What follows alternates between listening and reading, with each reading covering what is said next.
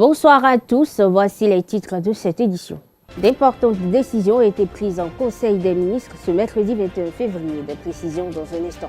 Comme annoncé, la première session extraordinaire de l'année 2024 s'est ouverte ce mercredi à l'Assemblée nationale, mais a été reportée par le chef du Parlement. Les raisons dans cette édition. Au Sénégal, 16 candidats pointent la lenteur inexplicable du président Macky Sall pour fixer une date à l'élection présidentielle. L'École supérieure d'administration, d'économie, de journalisme et des métiers de l'audiovisuel ESAE offre de nouveaux challenges pour l'année universitaire 2023-2024. Étudiantes et étudiants, parents d'élèves nouveaux bacheliers, ESAE, c'est la garantie d'une formation de qualité à des conditions très avantageuses. À Gbedjromede, à Papa, à Boumekalavi et Parakou, inscrivez-vous en administration générale, administration du travail et de la sécurité sociale, trésor et finances publiques, impôts, diplomatie et relations internationales, journalisme et métiers de l'audiovisuel, gestion des marchés publics, planification et développement local, sciences économiques, sciences juridiques et toutes les filières des sciences de gestion. ESAE vous offre des bourses, demi-bourses et de réductions pour les premières inscriptions dans toutes ces filières. Waouh! En licence 1, 2 et 3 et en master, bénéficiez jusqu'à 50% de réduction sur tous nos sites. N'est-ce pas génial? Infoline. ESAE Gbedjromede, 3e rue à droite en quittant le carrefour Le Jador pour la BIBE Jéricho ou au plus 229 90 93 65 21 98 98 14 00 à Kpakpa au plus 229 52 88 33 33 à Boumekalavi au plus 229 52 88 44 44 Parakou au plus 229 52 46 12 12. ESAE, l'excellence à un an.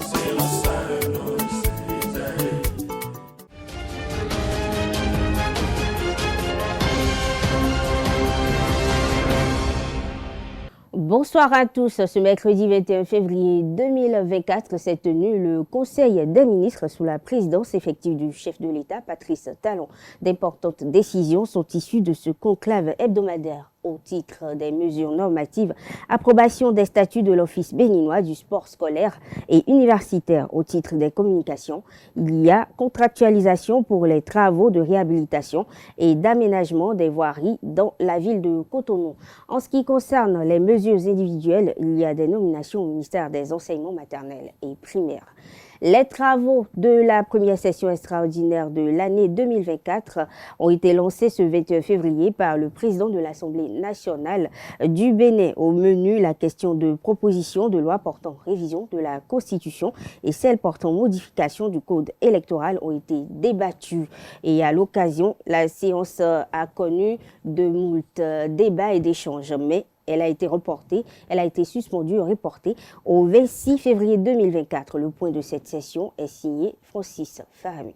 Les députés de l'Assemblée nationale ont débuté les travaux de la première session extraordinaire de l'année 2024 ce mercredi 21 février. Il en ressort que 89 députés ont répondu présents à cette session extraordinaire. Le quorum étant atteint, le président Vlavonou a démarré ouvert cette première session de l'année. La session extraordinaire a été convoquée par le président de l'Assemblée nationale suite à une demande du chef de l'État pour l'examen de 10 projets de loi et une demande de 60 députés pour l'examen de la proposition de loi portant révision de la Constitution et celle portant modification du code électoral. Après l'ouverture de la session extraordinaire, un premier débat entre les élus a été observé sur la prise en compte ou non d'une proposition de loi portant modification du code électoral introduite au Parlement par le député Nourenou Achadé. Selon l'initiateur, la proposition a été déposée sur la table du président de l'Assemblée nationale dans la matinée de ce mercredi 21 février 2024. Le président de l'Assemblée nationale, n'ayant pas encore vu le test, a dans un premier temps annoncé que la proposition sera examinée à une prochaine session. Le député Achadé, n'étant pas d'accord, s'est interrogé sur la raison de cette décision du président de l'Assemblée nationale. Un débat est alors né. Les députés Orden Aladati, Augustin Aranvoebla et Hassan Seibou ont soutenu que la proposition ne pouvait être inscrite à l'ordre du jour de la session étant postérieure à l'ouverture. Le député Eric Hundete soutient que la proposition ayant un objet similaire avec une autre proposition à l'ordre du jour, les deux peuvent être jointes. Le président Vlavonou a finalement décidé que la proposition de loi soumise par Nourenou Achadé pourrait être examinée en même temps que celle initialement sur la table du Parlement en fonction du contenu. Suite à cette décision, le rapport de la dernière plénière a été lu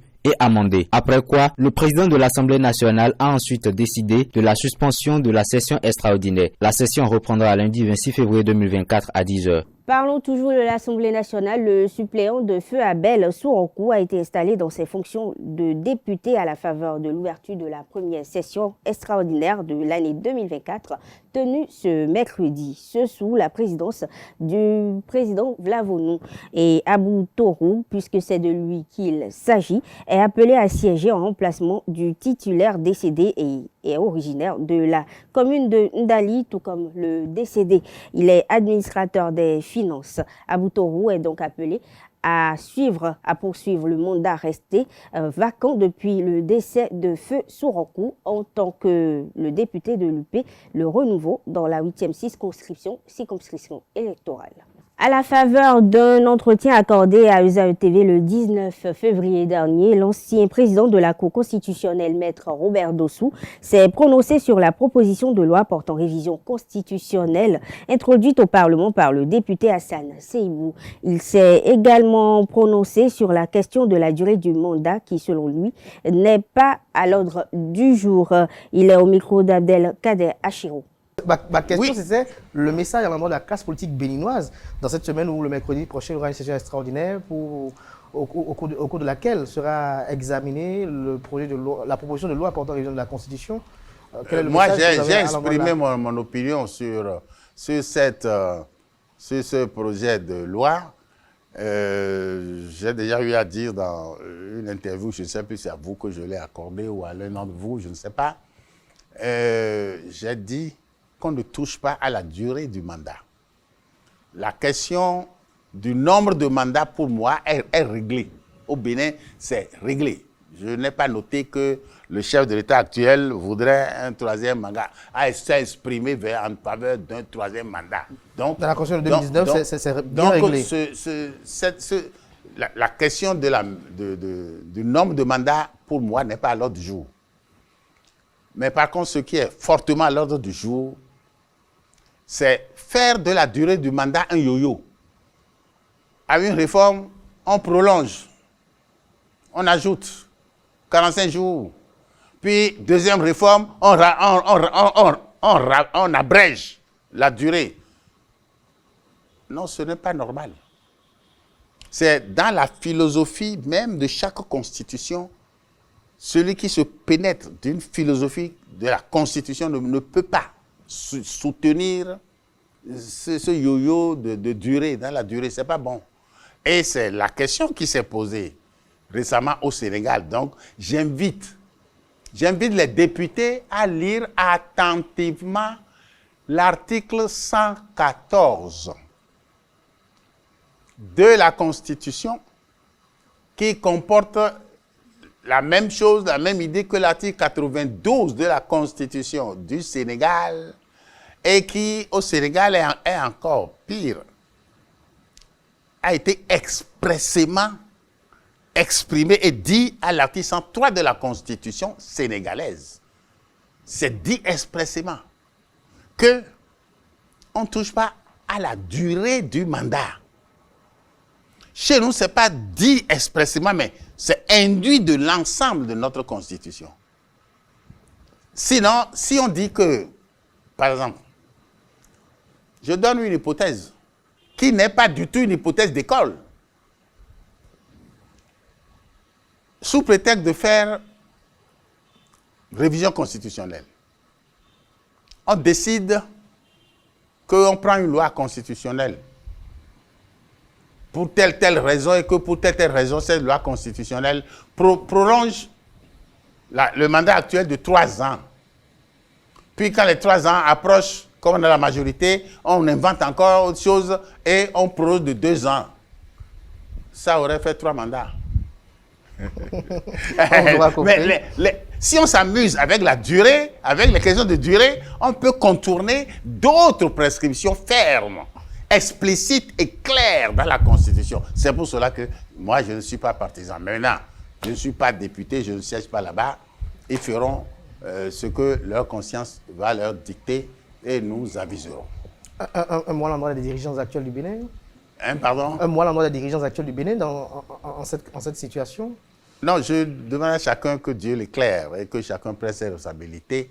Mais si l'éclairage de Dieu est là, nous sommes en période de carême pour les chrétiens. Si cet éclairage les atteint, ils ne vont pas voter cette loi-là.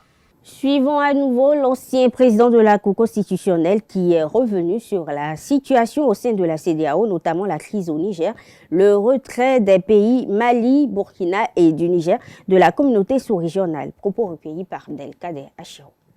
Un mot pour conclure, à l'endroit notamment sur cette mésentente qui subsiste entre les dirigeants africains et les patrons des juntes au pouvoir. On a vu avec le retrait du Mali, du Niger, du Burkina, de la CEDEAO. Non, les responsables de la CEDEAO n'ont commis, à mon point de vue, à cet égard-là, aucune faute. Je l'ai dit, que ça plaise aux uns, que ça déplaise aux autres, c'est la vérité. Pourquoi? Parce qu'il y a un acte additionnel adopté par la CEDEAO en février 2012 qui a fixé les sanctions que l'on doit administrer en cas de rupture de constitutionnalité. Or, la CEDEAO l'a appliqué, particulièrement au Niger. Et même l'intervention armée est prévue dans cet acte adopté unanimement par tous les États membres de la CEDEAO. Alors, ce que je constate, c'est que quand c'est les militaires qui prennent le pouvoir, ils appliquent ça avec une rapidité. Mais lorsque c'est celui qui est au pouvoir lui-même qui tord le cou à sa propre constitution, on ne dit rien. Moi, je réclame que désormais, les gouvernements membres des États membres de la CEDEAO appliquent et que quand le gouvernement d'un État n'applique pas, que la CEDEAO sanctionne ce gouvernement, au moins par la suspension. Ce qui s'est passé au Sénégal, immédiatement, moi, j'attendais à ce que la CEDEAO suspende le Sénégal et qui ne devait plus siéger dans les organes de la CEDEAO jusqu'à ce que la situation au Sénégal redevienne normale. Et l'Union africaine attend souvent les communautés économiques régionales. L'Union africaine attend qu'eux prennent les sanctions pour qu'eux aussi prennent, tant qu'ils n'ont pas pris à la base. Donc le Bénin a été cohérent dans la crise au Niger? Ah, pour moi, oui. Le Bénin a... Non. Quel que soit le problème que ça nous pose, la réalité, c'est que les instruments de la CEDEAO, pour une fois, ont été exécutés. Merci à vous, Maître Robert. Maintenant, je suis heureux, ceci dit, je suis heureux que les choses se normalisent et qu'on veuille ouvrir la frontière et que les militaires sont imposés au pouvoir, mais on ne peut pas les sanctionner ad vitam aeternam parce que nous-mêmes, nous en souffrons. Les Nigériens aussi en souffrent, donc il faut mettre fin à ça. Mais il faut s'attaquer aux problèmes à l'interne de chacun des États membres parce que le protocole additionnel de 2001 a prévu dans son article 1er convergence constitutionnelle. Nous devons avoir les mêmes types de constitution, de régime politique, et nous devons veiller à ce que ces régimes politiques durent et sans accroc et sans contorsion non plus. Ressources géo-extractives et technologies, quelle stratégie de mutualisation pour la création de valeur ajoutée en Afrique de l'Ouest? Sous ce thème se tiendra la 4e édition du Forum des mines et du pétrole de la CEDEAO du 22 au 24 février 2024 au Palais des Congrès de Cotonou au Bénin. Ce forum va réunir les professionnels des mines et des hydrocarbures. Ce sera l'occasion pour les investisseurs, décideurs, fournisseurs et experts de l'Afrique et du reste du monde d'échanger et d'explorer les opportunités dans ces secteurs de la CEDEAO. Au lendemain de son arrivée à Cotonou, Lionel Loueke, guitariste béninois, nominé au Grammy Awards, s'est produit en concert au Pura Vida Café Latino le 18 février dernier. Cet élément, signé de Carles Tomé, nous en dit plus. Alors, nous allons commencer avec une de mes compositions qui s'appelle Novillon. Novillon, c'est mon prénom africain. Novillon vient d'avoir un frère ou une sœur. Et c'est un morceau qui est aussi sur le dernier disque, évidemment, le disque Lénine, qui a été nominé pour les Grammy.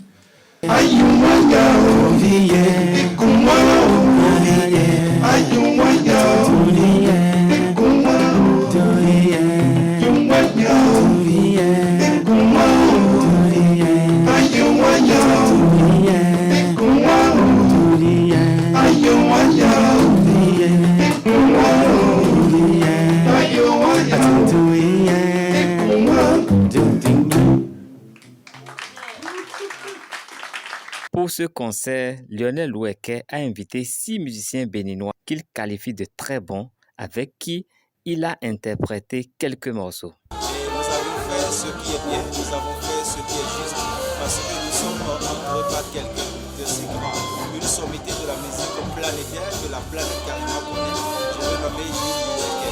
Oui, nous avons joué avec lui ce soir, mais la chance est à nous, c'est notre honneur à nous, c'est notre plaisir.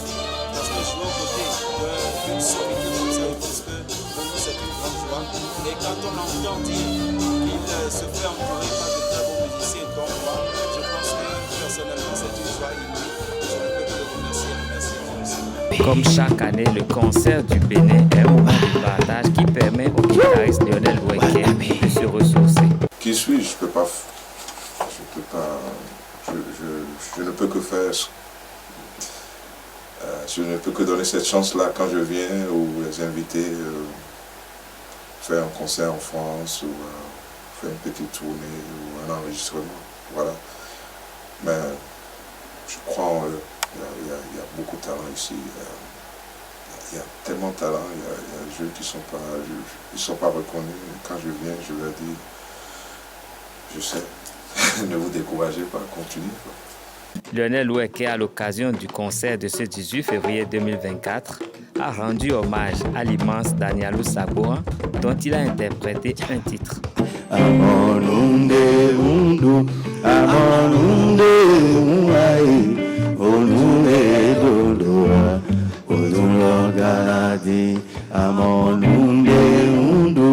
La chaîne de cheville, également appelée bracelet de cheville, est un bijou dont le port est devenu chose courante, existe depuis des siècles dans diverses cultures du monde. Mais la signification du port de ce bijou varie selon la région et les cultures. L'imam Bassirou Lassisi parle de son symbolisme dans la religion musulmane. Il est au micro de nous, Céline Fatoumbi, Francis Farani. Moi, je ne sais pas l'intention de cet habillement ou bien de cette manière de porter ces chaînes. Mais si vraiment ça rentre dans le cadre de la beauté pour qu'elle se montre belle devant son mari, bon, je ne peux pas dire que c'est interdit. Mais ce qui est tellement remarquable aujourd'hui est que c'est tout comme ça un message. C'est un signe que nous peut-être on comprend à travers cette manière de s'habiller. Alors, ce que moi je vais dire, parce que directement en islam, on ne peut pas trouver ces adorations ou bien un jugement direct à cela, c'est une manière analogique que nous allons essayer de dire. Tout d'abord, celui qui veut porter cette chaîne au pied doit nécessairement avoir son intention. Quelle est son intention? Si l'intention est que ça rentre dans la beauté pour que son mari soit attiré d'elle, et si c'est au niveau du pied, bon, moi je ne comprends pas pourquoi cela. Bon, l'intention qui était très très importante. Le second, c'est que quel que soit X, si elle porte cela, ça ne doit pas être exposé à qui que ce soit si ce n'est pas son mari. Si c'est au niveau de la maison et qu'elle est à la maison avec son mari, avec une manière de s'habiller attirante et qu'il y a des chaînes partout aux pieds, au cou, au bras, à la hanche, donc n'empêche pas parce que c'est son mari, elle a tout le droit, le plein droit de l'attirer par plusieurs manières. Alors, mais lorsqu'elle porte la chaîne au pied et que cela doit être exposé parce que le pied de la femme aussi fait partie de la nudité chez nous en islam, surtout le pied. Au niveau de la plante de pied, les gens ont beaucoup discuté, c'est pourquoi on trouve d'autres femmes qui portent des chaussettes pour fermer la plante du pied. Mais le pied même, là où ils portent les chaînes, c'est une nudité, ça doit être caché. Alors si cela doit être caché, pourquoi je vais porter pour l'exposer? Donc ce que nous venons de dire, c'est que la femme doit voir si c'est qu'elle va la porter au niveau de la maison pour attirer son mari et au niveau de la chambre, ça ne doit pas être exposé à n'importe qui. Alors nous l'apprécions. Mais si c'est pour la beauté, pour sortir, je ne vois pas l'utilité là, parce que si elle porte ça, qui va le voir? Normalement, son corps doit être couvert et que cela ne doit pas être exposé à qui que ce soit si ce n'est pas son mari. La viande de porc est appréciée et consommée dans de nombreux pays. Connue pour son fort taux de graisse saturée, elle présente également des avantages pour la santé selon le diététicien Patrick Zivouedo. Il est au micro de Quentin Amoussou. Les gens ont peur de ça parce que c'est trop gras. Et des fois, on prend même sa graisse pour frire la viande. Et ça crée des problèmes au niveau du foie. Mais ce qui est bon dans la viande du porc, c'est la vitamine B. Il a beaucoup de vitamine B et il faut en consommer surtout les enfants. Les enfants peuvent prendre ça pour les études, pour les neurones, hein, pour ceux qui ont des problèmes de souvenirs, des gens qui oublient. Peut-être tu lui apprends maintenant le calcul, il apprend le calcul maintenant et après quelques minutes encore il oublie. Ou bien il a des réflexes d'oubli, c'est pas bon. Il faut qu'il consomme beaucoup de viande de porc grillé, hein, et non frit. Quand on grille avec moins de graisse, je pense que l'individu va retrouver une bonne santé, spécialement en vitamine B et pour la mémoire, parce que c'est une bonne viande basée sur ce principe-là. On peut demander à un patient de consommer la viande du porc s'il a des déficits. S'il a des déficits de la vitamine B, des déficits de choses là aussi, du magnésium, du calcium et aussi de protéines. Vous voyez. Mais s'il fait un bilan et il y a un excès, il n'a plus besoin d'en consommer. On est obligé de lui trouver une autre vitamine B qui peut remplacer la viande de porc. Mais quand on constate qu'il est dans une dénutrition, faiblesse musculaire et qu'il est dans le sous-poids, alors on est obligé de lui proposer la viande du porc pendant une durée donnée pour qu'il y ait d'équilibre et après on ramène ça à un taux normal pour sa santé. Après les morsures d'un chien enragé sur 5 enfants dont l'âge varie entre 5 et 13 ans à Niki, la mairie a pris une importante décision. Le maire Roland Gounou Joseph Lafia a ordonné l'abattage systématique des chiens en divagation dans la dite commune et ses environs. Il faut noter que le chien enragé qui a fait 5 victimes, dont des blessés au bras et au visage, a été abattu. Les enfants blessés ont été conduits à l'hôpital de zone de Sounon-Serro pour une prise en charge. Hors du Bénin, le gouvernement et le Parlement somalien ont approuvé ce mercredi 21 février un accord de défense avec la Turquie sur fond de tensions régionales entre Mogadiscio et son voisin éthiopien qui a signé un accord avec la région séparatiste du Somaliland. À cet effet, la Turquie, membre de l'OTAN et proche allié de la Somalie, aidera à défendre le long littoral somalien et à reconstruire les forces navales de la Somalie. L'annonce a été faite par le président Hassan Sheikh Mohamoud, suite à une session conjointe du Parlement. Au Sénégal, 16 candidats à la présidentielle sur les 19 en lice s'inquiètent d'une lenteur inexplicable de la part du président Macky Sall pour fixer la date de la présidentielle et de lenteur dans la reprise du processus électoral. Ils se sont prononcés à travers un communiqué envoyé à la presse.